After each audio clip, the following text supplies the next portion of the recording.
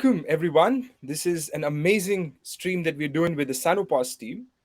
And my name is Zen. I represent the Itheum team.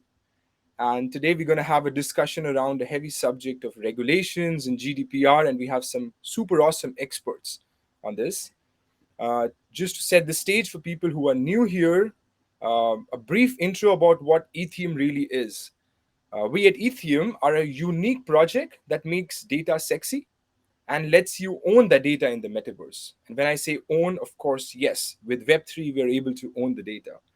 So we aim to empower 8 billion people around the world, and which means that you can own your data and truly own it and trade it as well through a lot of concepts. Data silos, there's a white paper that you can read in if you want to learn more about us.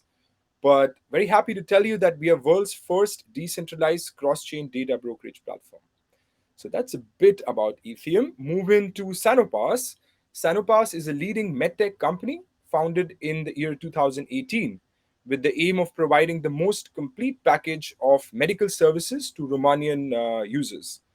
And as any company should be evolving, which is something really beautiful about Sanopas, they have come up with a concept of Sanopas Metaverse, which is a digital portal for healthcare and wellness services which aims to again empower the health of individuals and communities through emerging technologies.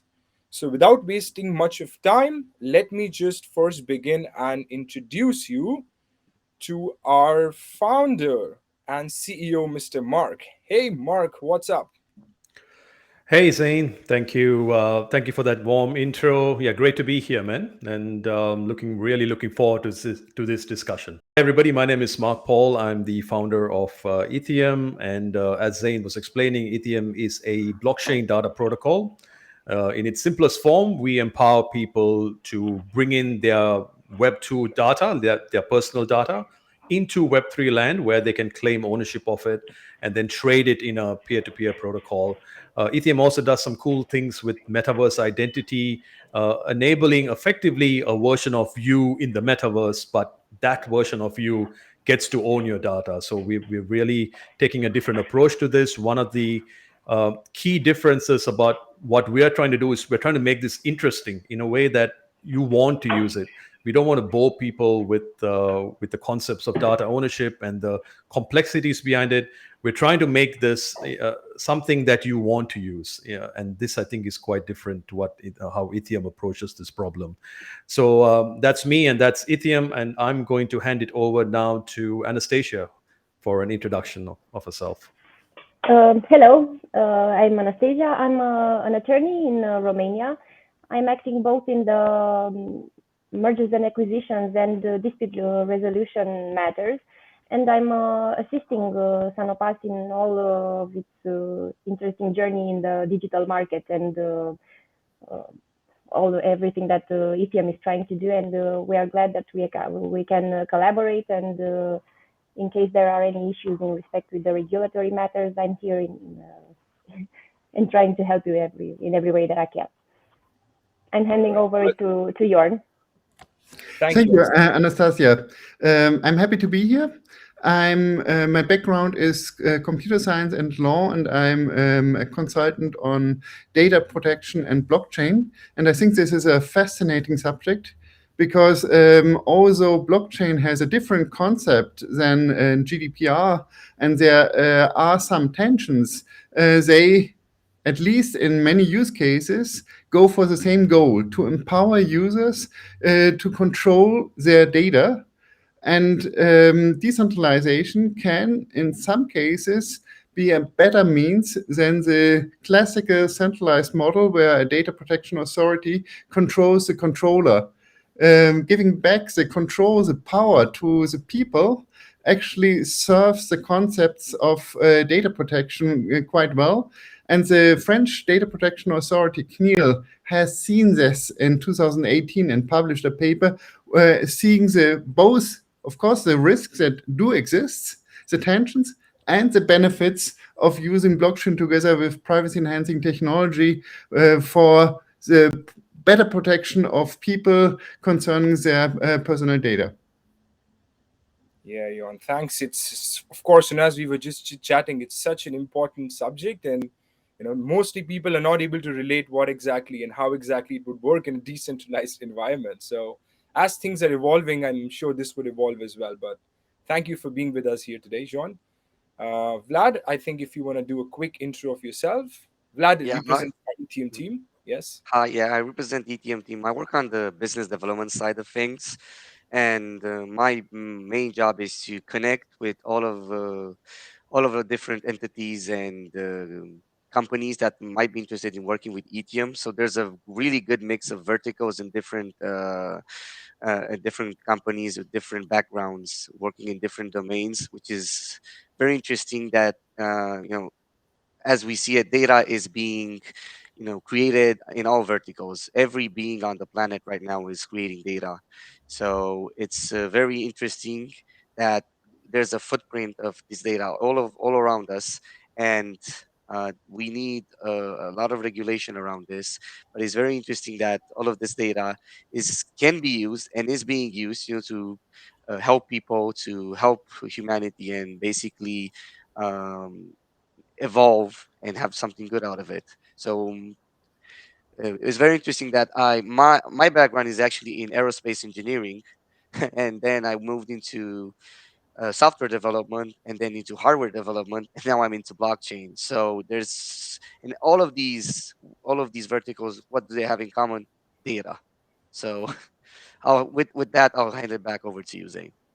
Yeah, Vlad, absolutely, man. We all know this. How important data is to us personally. So, keeping from a holistic angle, we feel that with the advent of Web3, at least now we have a ray of light. To actually be the owners of your data on the internet. We don't know what was happening in the past, and there's no point in dwelling in that much as well. But now that we have this blockchain technology and the internet catching up with the new wave, I'm sure this will open doors to loads of opportunities that are there at present. And Etheum being one of this data-centered project, our core is, and we are working endlessly to ensure that we can create something substantial for all of you. So with that being said, I'll just go backstage and I'll let you guys have an open discussion on the important subject of regulation. Handing it over to you, Mark. Cool. Thank you, Zain. All right. So now, firstly, thank you all for being here. Really appreciate, especially our guests, Anastasia and Jorn.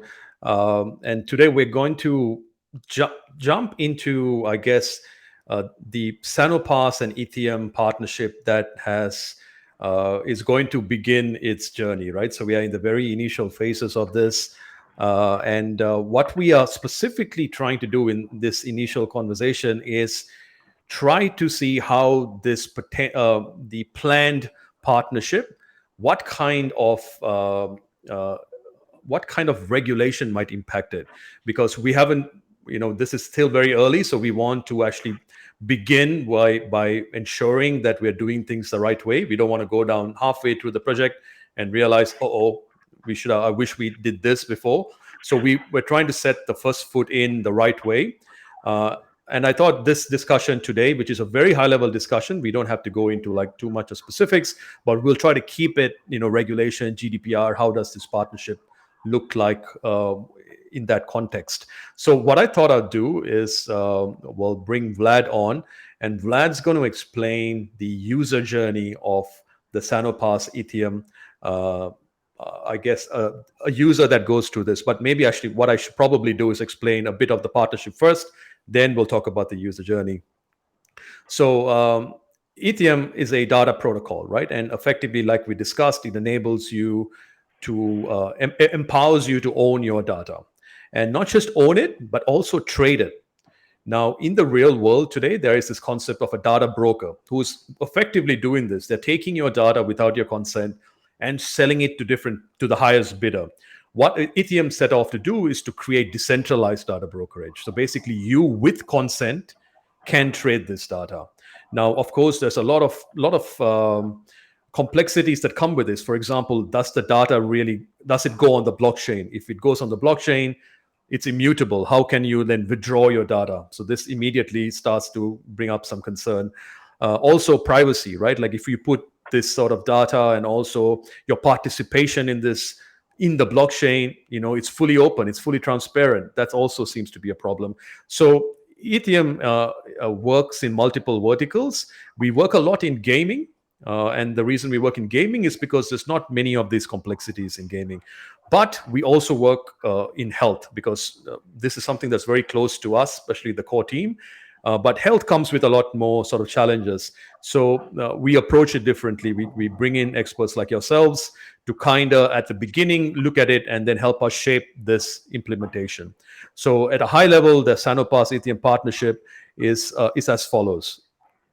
The Sanopass is a preventative subscription service provider, and they are already doing things in Web3. In other words, they have NFTs that act as a subscription to the same services that you could traditionally get through paying for the subscription using fiat. Now, the one thing when we were talking with Sanopass initially with Andre was that, okay, what if we can empower these people who are having NFT subscriptions to own their data, firstly? And secondly, what if we could pool this data set and get a data consumer to buy it? Data consumer might be a health insurance company who might be very interested in this type of data. So this is the boundary of the partnership that we're trying to do. We're trying to constrain it with limited users and limited scope so that we can actually implement it and then scale it out. So this is the high level partnership. So with that, I'm going to bring Vlad on. And Vlad's going to take us through that initial user journey that we are thinking of doing. And then Jon and Anastasia, we can start having the discussion about maybe where we're going to have issues when it comes to GDPR and other compliance. So Vlad, I'll hand it over to you to take us through that user journey. All right. Thank you, Mark. So in order to people to understand this, I will be putting myself in the shoes of a regular user and going through the user journey from my perspective as a user. So the first step is to actually start in Web 2, which seems kind of counterproductive in a way. But Sanopass has a great app which is used to control everything regarding their medical side of it, their fitness, their wellness, their nutrition side. So that's where we start. We start on making an account on the Sanopass app. After we have done the account, we have to go to the metaverse sections of Sanopass and actually mint an NFT, which is a non-fungible token, which allows us to basically bridge the Web 2 version of Sanopass to the Web 3 version. Now, the NFT from the Sanopass, which is called Sanocups, has an initial utility already that provides medical subscription benefits to its holders and also fitness subscription. And after we mint that particular NFT, we have a specific code that we need to enter in the Sanopass app, and then we have basically linked them together.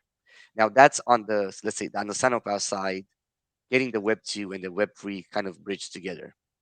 Now we move into the Etheum side of things, and when we move to the Etheum side of things, um, we basically go to the data decks on Etheum side. We connect our wallet to the data decks, and the wallet checks for our Sanopass NFT and our Sanopass subscription.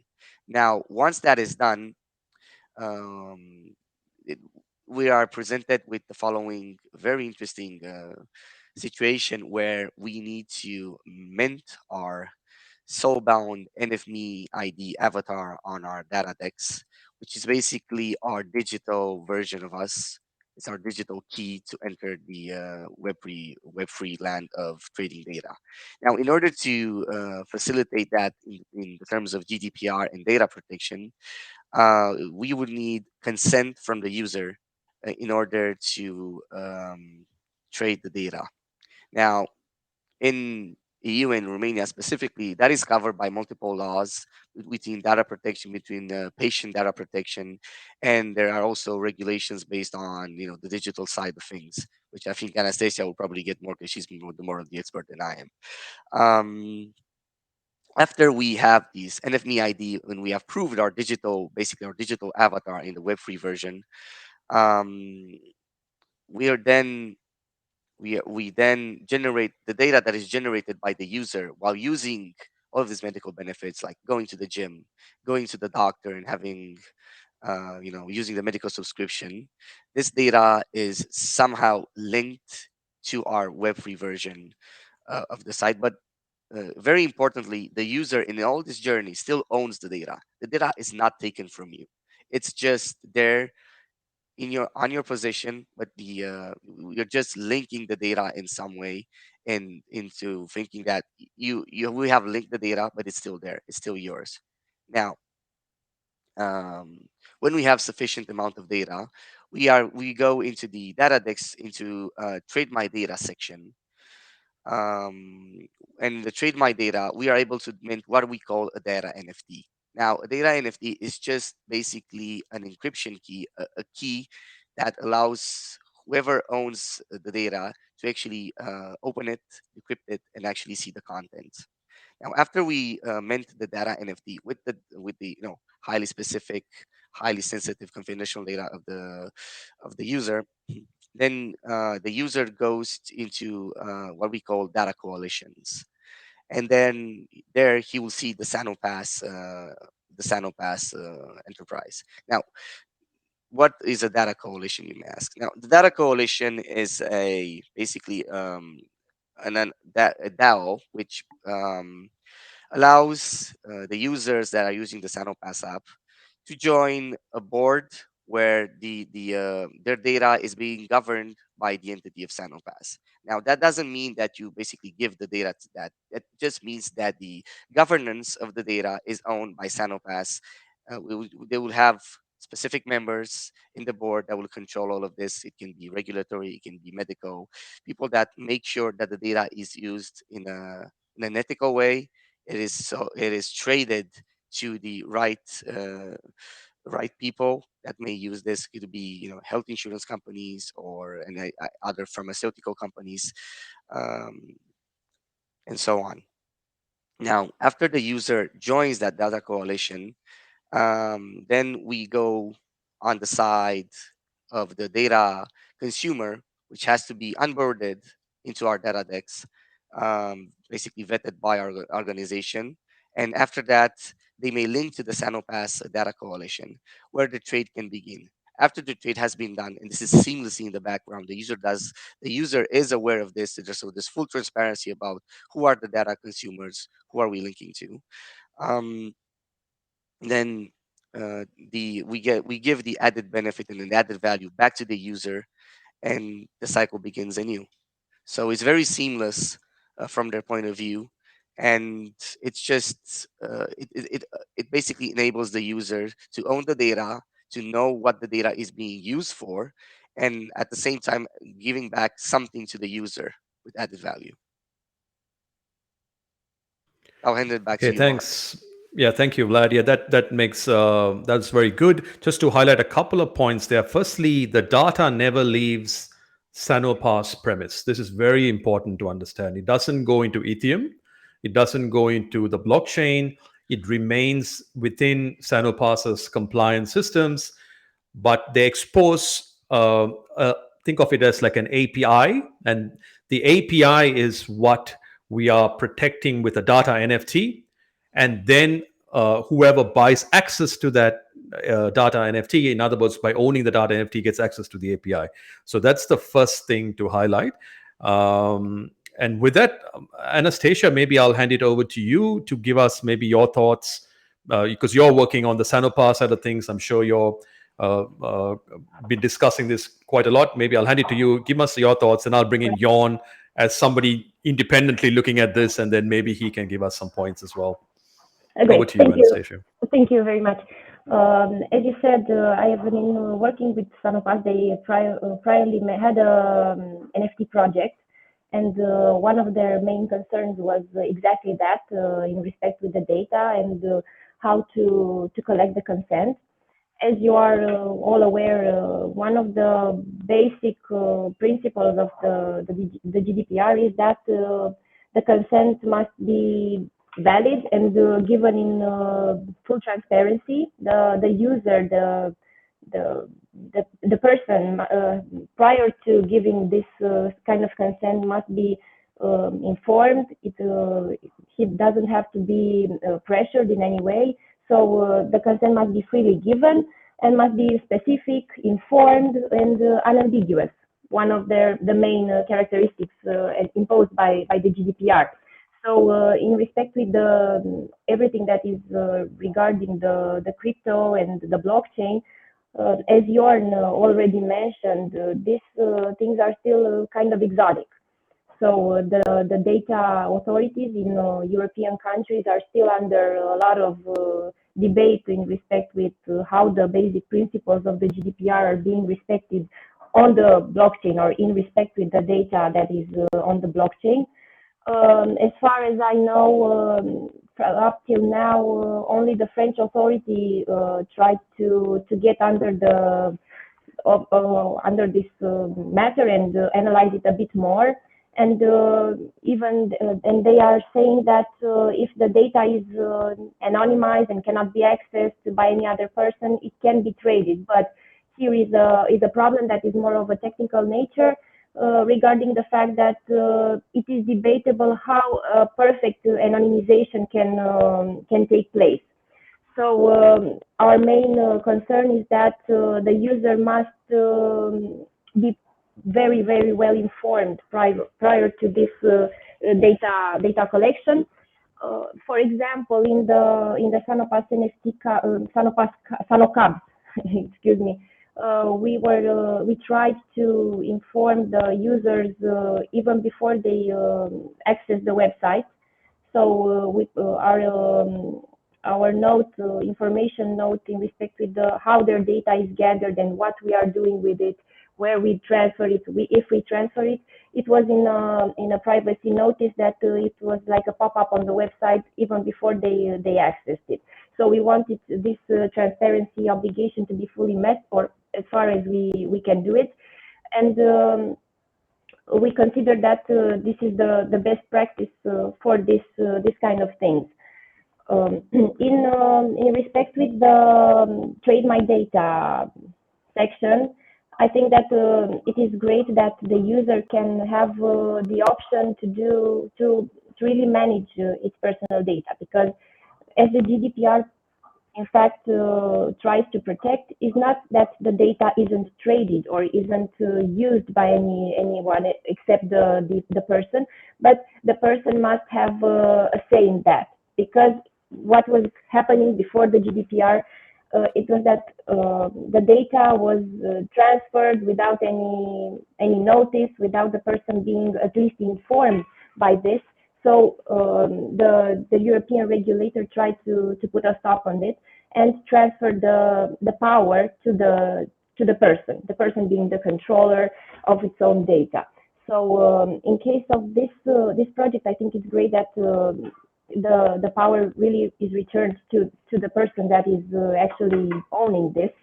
And this type of data, trade my data and the Data Coalition, I think that is trying to do the right thing, but it should be done really carefully so that it doesn't go in the wrong direction. I think that this Data Coalition and the data board should be also handled with very much transparency, meaning that the data board and its composition should be expressly explained in some way to the data owner, to the person, and they are very aware from the very beginning where they access the platform that they will be handling the power, some of the power over their data to Sanopas or any other entity that will be on this board. My opinion is that on the board should be composed by at least some independent entities, some GDPR experts, even blockchain experts, so that they can be to be at least not interested directly in this, to be impartial, so that the people that give you, they entrust you with their data, know that a decision is made in their best interest. I think it's great that this idea came to someone's mind. because it's great to see that your data can bring you anything else than a pop-up on the website and commercials and ads, and it can bring you even revenue. So in this, it's mine. I can do it I can handle it every way I can, and even I can monetize it. So I think it's awesome. I don't. I think that Jorn's expertise is great to have on this panel, and I'm personally interested very much in what the blockchain is bringing to our technology and our day-to-day lives. I am as a legal expert, but not a technical one. I'm fascinated by its powers, but also I try to understand better its limitations, especially in the GDPR area, where we know that one of the main rights of the data owner is the right to be forgotten, and this is the matter that I think it's the most debated on these aspects. If Jorn can have his say on this, I think I will be very interested on hearing his thoughts. Thank you. Yeah, great, Anastasia. I think you addressed the most important points. Of course, consent is most probably the basis that should be used as a justification for processing of personal data. We have to see that we are talking here about health data. So it's what the GDPR calls processing of special categories of personal data, which are particularly well protected. And with consent, processing is possible. But for example, this consent needs to tell people the purpose for which the data will be used. So it is important that they, when they agree to selling the access to the data, that they know what the data will be used for. It should not be just a waiver. You can use it for whatever means you want, but it should be stated for which purposes it will be used. And of course, it should only be used for these purposes. Then with consent, the issue is that consent can always be withdrawn, and you cannot exclude this option. So what does it mean? When consent is being withdrawn, it means that the data processing that took place remains legal. So you don't have to remove everything that has been done so far, but that you cannot process the data in the future. Well, this issue is not completely new, and it's not very specific to blockchain, because when you have medical trials, when you have all kinds of medical studies, people participate and people have the possibility to withdraw.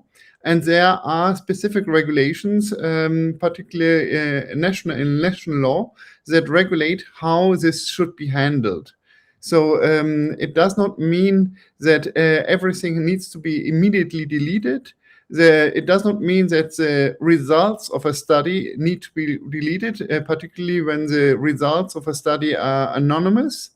But it means that there are restrictions, and you have to see what kind of restrictions apply to the use case. So, for example, if you would say you are not selling the data, the access to the data, but you're renting out the access, then it might be even an easy approach, saying, well, if you rent out the access, you get a monthly rental fee. And if you withdraw your consent, then this will stop, the payment will stop, and the usage of the data, of course, will stop too. Another very interesting part is the Data Coalition part. The GDPR in Article 9 and paragraph 2 of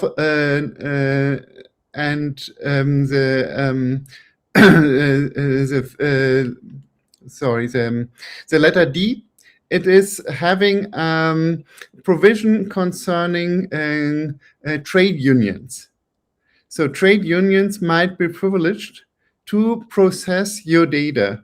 Of course, certain conditions need to be met.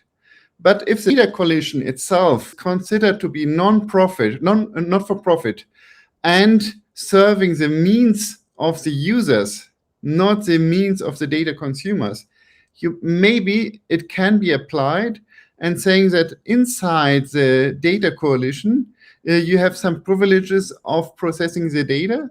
Of course, when it's transferred from the Data Coalition to somebody else, so to a data consumer that is giving access to the data, then all the rules apply. So I think the concept of putting the data itself in a space which is very well controlled and which also allows deletion is a good concept. Nevertheless, there are some concerns that the data that will remain on the blockchain might be able to be analyzed and to be identified with people. This is an issue, and this is still kind of an open issue. There can be justifications for that. There are some data protection authorities said, for example, if there's a remaining trace, if there is a public key still visible, this can be okay.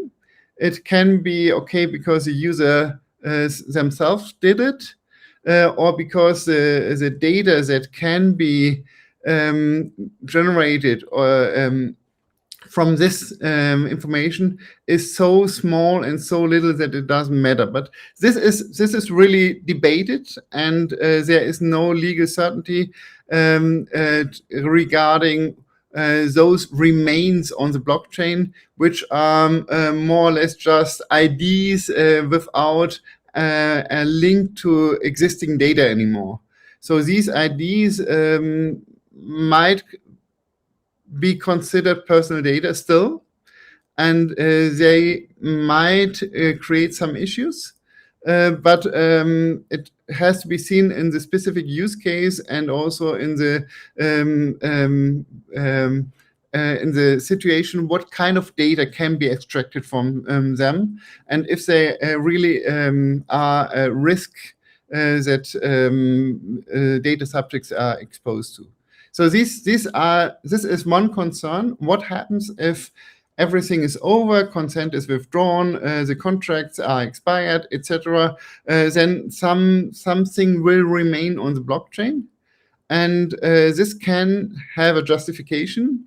This can be seen that it is not really personal data because nothing can be generated from it regarding the users, or it might be an issue. So this is something we have to keep a close look to. Otherwise, as I said, the type of consent. So if, for example, it is possible to resell the data for other purposes, then this might be an issue. Giving a broad consent is not always possible. So data protection authorities require you to give a specific purpose for the processing, particularly when it concerns health data. At the same time, the health data, it is probably pseudonymized, so it's not coming with your proper name. So it is still not anonymous because it is so detailed that it is possible to identify you with additional means, at least in some cases. So you can't just say it's anonymous, we don't care. But still, when this data is processed in a way that it is really anonymized, data protection ends. And of course, a company could take the data, processes in a way that it is anonymized. So there are techniques to aggregate data, for example, so that people cannot be identified anymore. And then, of course, this anonymous data is free to be used, sold for other purposes. But as long as people can be identified, and this identification can be quite hard. It just needs to be possible in a reasonable way. So it's pure theoretical way does not suffice to say people can be identified. But if it's foreseeable that there is a way to be identified, if it's reasonably possible by reasonable means, then and of course people stay identifiable and GDPR applies. And of course, then you have to strictly stick to the purpose that the data subject has agreed to. Well, wow, thanks, Jon and Anastasia. That was a very deep insight. A few questions have come to my head already, and I'd like to get your opinions on these. The first being the consent, right? You need to be very clear about consent. Now, in this model that we just described, Sanopass is now bridging their people into Web3. So let's say Sanopass very clearly specifies the informed consent. Like they say, you are now entering this world where your data could be traded in Web3 technology. How detailed does this have to be? Because keep in mind, like once the data is in Web3 and the user then joins a data coalition, does that mean that every time a new data consumer potentially comes to the data coalition to purchase the data, do we need to keep informing the user? Or can this be like, I'm just trying to understand how this workflow would be. Because keep in mind, the data coalition is a DAO. Does it mean it has to like keep going, like put up something for vote and the people have to vote and agree? I'm curious to get your thoughts. Maybe Jon, you can give me your thoughts and then we'll get Anastasia's thoughts. Well, the duty to inform, the obligation to inform is a central part of GDPR. So, and I think the DAO has the advantage that you can more easily inform people, that people can more easily track what happens to their data.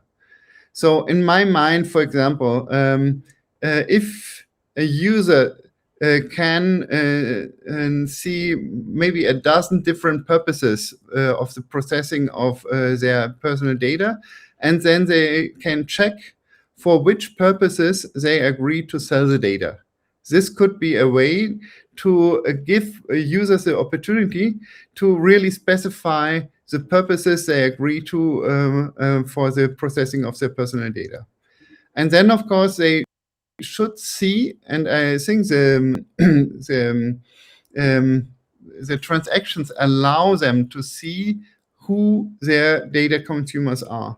And this is a real advantage compared to traditional systems. So in the traditional systems, you see, of course, whom you consent to, but then you cannot trace the usage of your data. And I think this is an advantage that benefits the user and that can be easily provided without limiting the possibilities for the sale and of the data and the uses that data consumers want to do. Thank you. Anastasia, your thoughts on this? Yes, I agree with Jorn. The consent must be really well informed and freely given. So I think it's best to offer the user the possibility to opt in for this transaction, so that he is very well aware of the buyers of his data, and that he can have access to modifying this consent by changing his initial options. Meaning that if he's comfortable with sharing his data with one insurer or with one authority, I don't know if this will be the case with the public authority. They should have also the option to stop this transaction. I really liked the idea that Jorn expressed earlier, saying that he thinks that it's easier and better for the data to be rented and not bought. Because in case the data is bought, it's difficult to give him later on the option to stop this transaction. In case the data is only rented, they get a subscription, and when they they opt out of the transaction, they no longer receive the fee. I like this very much.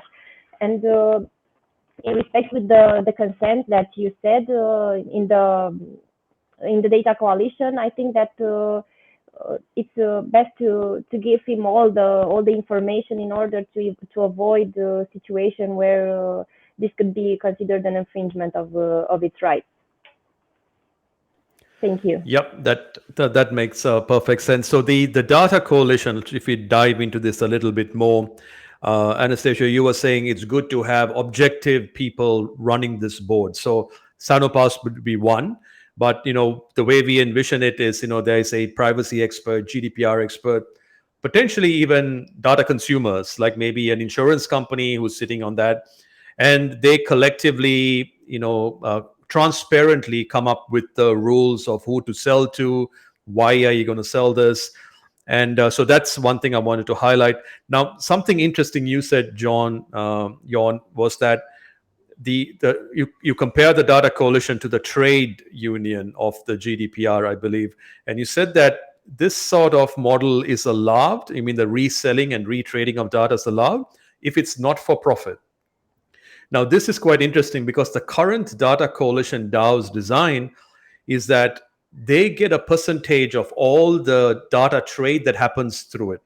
And the reason they do this, we do this from a protocol level, or maybe I'll go more specific. So every time data is traded on Itheum, about a 4% charge is taken from it and distributed to different participants.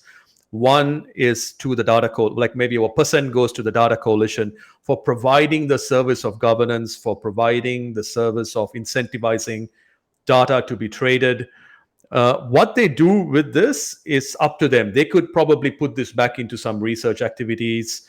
Jon, is this a concern that maybe potentially the Data Coalition now is making a profit from enabling data trade? But keeping in mind, though, it's fully transparent, right? They are telling who's buying the data. Well, we have to see how far we can apply letter D on this. But I think that when you pay people to serve as a supervision, it does not make them for profit.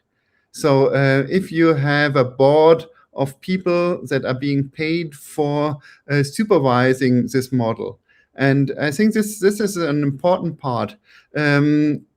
When you create a system that has some kind of autonomy and is controlled by the users, this is fine, but things can go wrong. And there might be some developments, there might be some loopholes that become visible and might be exploited. And this is important to be supervised.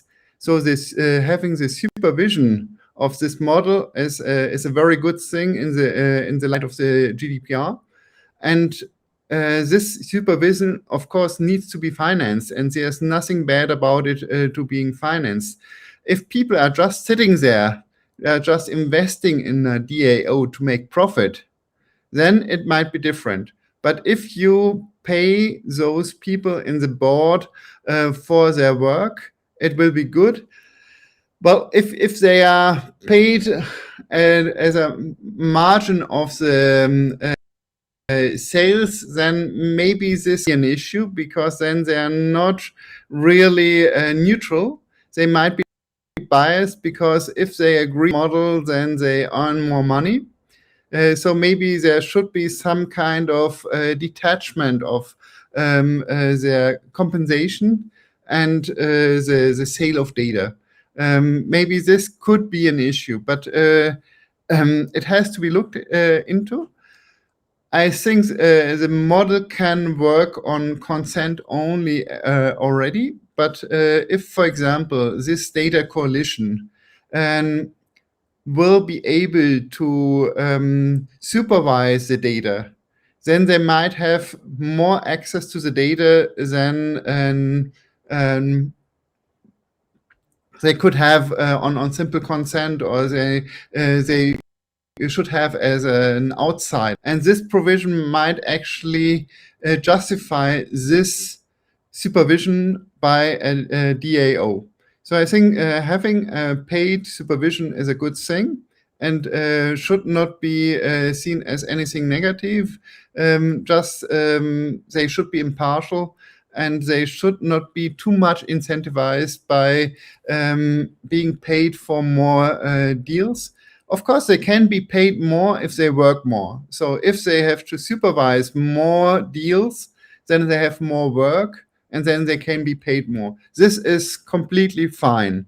But if this is a model to invest in, just buying a stake in a DAO and then getting a percentage out of the deals, this could be an issue.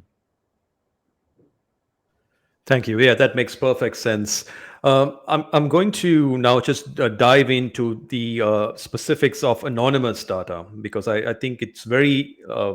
It was mentioned a few times that all of this would be very GDPR friendly if we make sure that we don't leak PII out of here and we provide consent.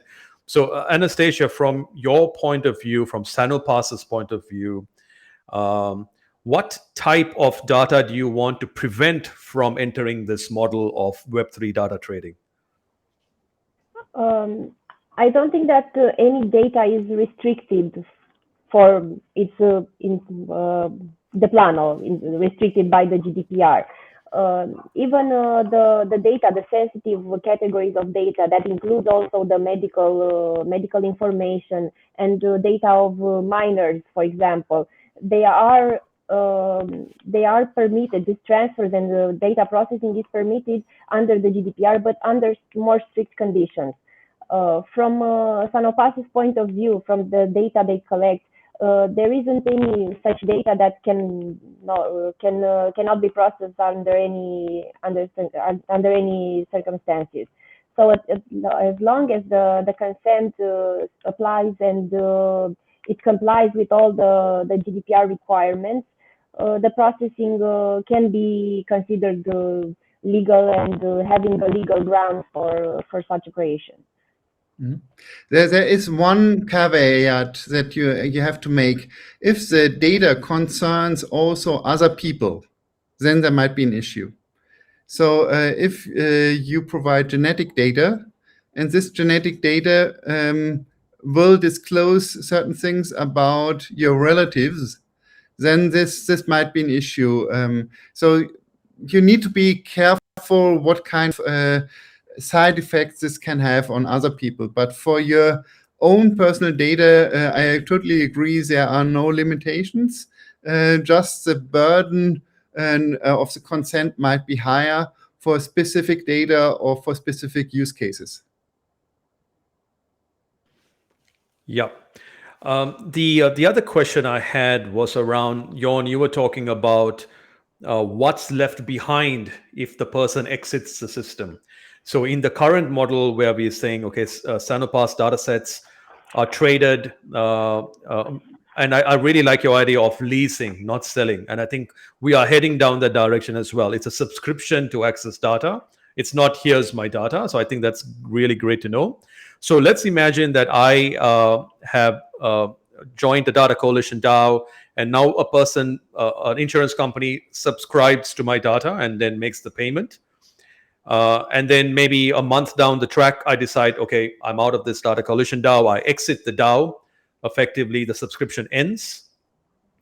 What data is left behind in this situation is basically it's transactional data, right? So basically, this address has left the DAO, and this address was part of a coalition which sold data to that address. Now, none of this is, I would say, identifiable, but I could be wrong. Jon, your thoughts on that? Well, this is the issue. For example, people receive some rewards. Those rewards then will be cashed out at exchanges. At the exchanges, they need to identify by law, by current law, by MiCA, which is even stricter in the future in the EU. And so there might be an identifiable trace to them. And this might be an issue because this trace might even be able to be followed by law. So there might be the possibility that giving certain accesses to these data of exchanges, that you can have a trace that somebody was participating at the sale of their personal data to, for example, an insurance company, and from other participants, you might know that this was not just a random study, but this study concerned specific illnesses, specific medical conditions, and then you could derive from the data that somebody had this specific medical conditions, because otherwise they wouldn't have been able to sell their data to this study. And this could be a real issue, because if you can make this connection, if you can derive this from the data remaining on the blockchain together with data that is to be collected by law, then it is kind of hard to get out of that. Very interesting. So one thing we're looking at is using disposable addresses, which means if you now from Sanopass enter the Itheum ecosystem, we create a wallet based on maybe there's this really cool tool called Web3 Auth, where you log in with your Google identity and it creates a wallet at the back, which you can use for whatever purpose, but then you can destroy it at any time. So maybe this might help in this sense, where we are saying if you're participating in this data trade, you have a disposable wallet. It still is kind of linked to something that they have done, like maybe their email login. Would something like this help break those ties between addresses? These are privacy-enhancing technologies that can help. So one thing is that you use different wallets for different sales. So if you sell your data to one data consumer, you might use a different wallet than if you sell it to the second one. So this trades cannot be connected. The other thing is how rewards will be paid. So if the rewards will be paid to a third wallet that is not directly connected on-chain with the other wallets, this is also some protection that will make it impossible to make this kind of analysis that I discussed before. So you can use some privacy-enhancing technology in order to make this analysis impossible, or at least very difficult. And very difficult should be or could be enough according to what the GDPR and the European Court of Justice says. Some data protection authorities say it a bit differently, but if you look into the law in the GDPR, and if you read, for example, the Breyer case, where IP addresses are being held to be personal data, then you see that there has to be a realistic possibility to identify the data. And particularly if providers or exchanges are required to identify people, then of course there is this possibility to identify.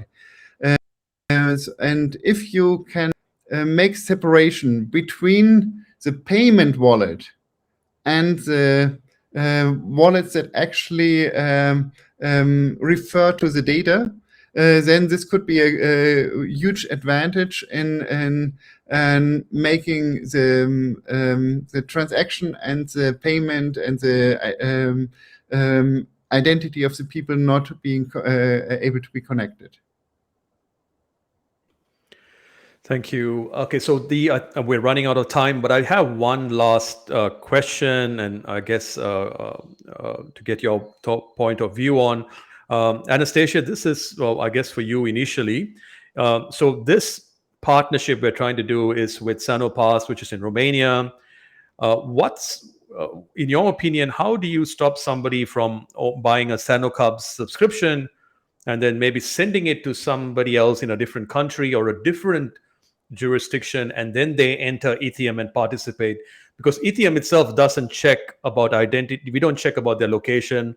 We just go with the fact that if somebody owns a Sano cup, they have a subscription to enter and sell their data in the DAO. Have you given much thought about this? From a GDPR perspective, all users shall be treated equally as long as the data controller falls under the scope of the GDPR, meaning that the GDPR applies to all European entities, such as Sanopass, which is incorporated in Romania, that is part of the European Union. And GDPR applies to such organizations that are based in the European Union, even if the data is stored or used outside of the European Union, meaning that the GDPR has a pretty wide application in respect with its users, and in respect with the entities that are located in the European Union. GDPR has also there is also the possibility that these regulations apply to organizations that are not in the European Union, if under two conditions. The said organization offers the goods or services, in our particular case, to people in the European Union, or the said organization monitors their online behavior. In your example, as long as the person, as long as you cannot trace the person to its location, but Sanopass is located in the European Union, then the GDPR shall apply irrespective of the state that this person is located in. So, I don't know if this answers your question. There are two issues that might arise. Of course, there are other data protection laws, and if somebody from California enters into it, then there might be issues with the Californian data protection law. But it's not a GDPR issue, but a GDPR issue would be if a data consumer is located outside the European Economic Area or those countries with an adequacy decision like Switzerland. So if a data consumer would be located in the US, then this might be an issue, because then the barriers of transferring personal data to the US are quite a bit higher, and this should be controlled that the data consumers will not transfer the data outside the European Economic Area and the countries with an adequacy decision. And so this can, of course, be an issue. Regarding the blockchain, some people say, well, the blockchain might have nodes outside the EU, and then this is a transfer to a third country. And if the data on the blockchain can be seen under certain conditions to be personal data as well, people say this is an issue. In my mind, it is not an issue. Why? Because if you publish data, it will always be available in third countries. So, and the European Court of Justice has seen this quite early in the Lindqvist case, where a social media post was made, and they had to decide, is this illegal because the social media post is sitting on servers outside the EU, because it is available outside the EU, it can be accessed. Is this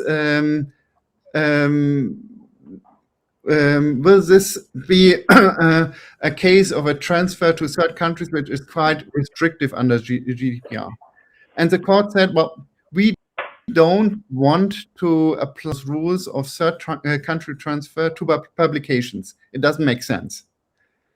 Because when something is public, it's public, and you shouldn't worry about where it's accessible, because it is public, and otherwise publication would be very restricted, and this is not the goal of the GDPR. So it means Of course, when you publish data on a blockchain node, you need to be sure that you have the justifications to make data public. And this can be quite a high barrier. But if you have this justification, you don't have to worry about third country transfer. This is my opinion. There might be people interpreting the situation differently, but in my view, data is published, it is published, and it's not an issue of third country transfer anymore. I think the benefit here is that we don't put the actual data on the blockchain. It's only the transaction that happens. So I think we have that in our favor. Jon, Anastasia, thank you. I think we've reached the end of an hour. Any final words from you on things we might have to look out for as we embark on this very ambitious sort of partnership? Jon, you first, and then Anastasia. This model is new. And with a new model, it is sometimes difficult to see all the different aspects. And the GDPR has a means to tackle these kind of issues with a data protection impact analysis. And I think this is something you should look into, to have a data protection impact analysis together with the representatives of all stakeholders and analyze how far the risks that exist for the data subjects are minimized and are managed. And then you have some certainty to go on. And because you made this extensive study to analyze the risks for the data subjects, of course, you could try to have a dialogue with the data protection authorities. I don't know how prepared the Romanian data protection authorities are. In some cases, they can be quite helpful. This is to be decided by Anastasia. Of course, she knows them much better than me. But the data protection impact analysis is something you should really look into. Anastasia, your thoughts? Yes, I also agree. I also agree with that. It's great that you are applying a privacy by design model, and you are trying to identify as many issues from the start that you can. Also, you must keep in mind that as this new technology becomes more and more used, and the public authorities that are analyzing the data protection aspects are becoming more accustomed with this. There are also coming new regulations. Maybe they will be more helpful because it's always better to have a clear view on the legislative frame than to be looking in the dark. But this might require at some moment to pivot some of the decisions that you are making from the beginning. Currently, there aren't any clear regulations on this matter in Romania in particular, and in Europe there are very few authorities that are very analyzing it deeply. But we are waiting for decisions, and the European Court of Justice is making more and more steps towards this decision of clarifying the matter. Also, one of my main interests in this project is the composition of the Data Coalition board. That you should have a very clear view from the beginning, so that it can be communicated transparently to the users, so that they are very aware of the entities that are governing and that are making decisions in respect with their personal data. An idea would be to have members of this board being people, the people that you are getting data from, experts, legal experts, technical experts, GDPR experts, maybe one or two insurers, but they are the least neutral, and they are the most likely to become biased in this matter. So their opinion may be the least the least important, and should have the most least important vote in the in deciding what to do with the data. But I wish you good luck, and I'm looking forward to see what you are coming with. Thank you. Yeah, very, very well said. So, is there any possibility, Anastasia, to have the regulators be part of this Data Coalition DAO board? Like, there might be an agency who's very in Romania who's proactively looking at blockchain and the overlap of. I'm curious to know if there's any agency like this who might take a seat as one of the board members of the DAO. In Romania, I don't think it's a practice. I haven't seen it. Maybe you can look into people that were in the authority and now are working independently and are still writing jurisprudence on this and case law. But the authority is trying to remain independent and should be independent.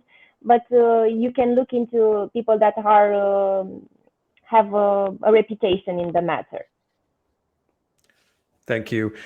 John and Anastasia, thank you so much for joining us today. It's been a really interesting first discussion. I'm hoping we can do more of this as we progress into the project. So thank you very much for for being here. I'm going to bring on Zain now to close us off if Zain is still here. Perfect. Yes, woohoo! I was listening to how this complex subject can be simplified in such a great manner. So thank you, all of you who were here. And I believe we should do more of this. And I was trying to learn, and I was while you were speaking, I was trying to find some more information on how because it's a really important subject, not just to Sanopass or to Itheum or to this industry in specific, but from a very wide perspective. So what I could learn was, of course, that concerns will remain, because we are getting new into this, and there's a new model being completely disrupted and being made. But it was good to know, Jon, that we are not trying to break down pieces and create something new. We're trying to use what existed and then amalgamating it into something that can be now used. So that was really interesting for me. Of course, I know from the coalition part, data coalition part, that there will be a lot of changes as we go, as you mentioned, Anastasia, and I think it's okay to pivot at times, in order to adjust, especially when we are a new entrant into a completely brand new space. So these concerns remain, but I just to sum it up from my end, I was good to know that the anonymous nature of data and the market, and from a user perspective, could be there, and processing of the data and aggregating seems like a puzzle that we're yet to solve. But once we manage to do it, I think it'll be a good achievement. Consent, of course, is big, in private or public or anywhere in life as well. So data consent, and of course how we can use it and how users can benefit out of it, not just clicking and accepting things, but getting something out of it, would be really amazing as well. Users can be traced, of course, which is a big advantage. But that being said, the autonomy from the user perspective can also be achieved. So disposable wallets, as you mentioned, Mark, I'm going to learn more about it, but I think it's a cool idea if something around that could be there. So let's see. I mean, anything in excess is bad, is how I feel it. So of course, when we come up with something new and interesting, we should do more of this for sure. I think that will help us, as well as people who are a part of our community, and people who are trying to learn to speak more on this subject and gain it some visibility, because it is a complex subject. But you people did a great job at simplifying it. So thank you, everyone, for being a part here, and I'd love to see you guys soon. Thank you. It was a pleasure. Thank you. Pleasure. Thank you Bye. likewise. Thank Bye. you all. Bye-bye. Bye.